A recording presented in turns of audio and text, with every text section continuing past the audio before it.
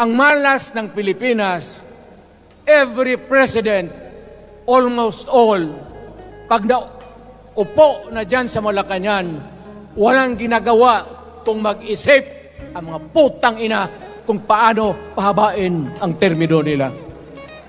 That's the problem.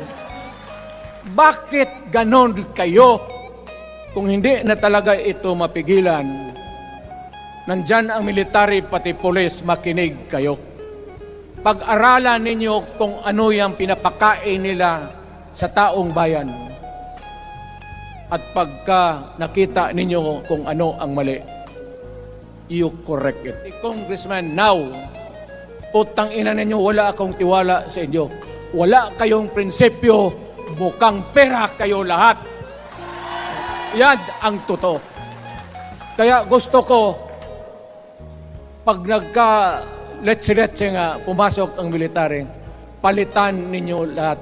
Arestuhin ninyo kasi nagsasayang ng pera at yung ginagastos nila is a fraud, swindling ang ginawa nila.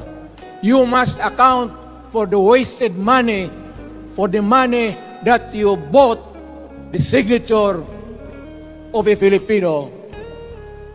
Bribery. Magdasal lang kayo. If by the grace of God, mabalik ako,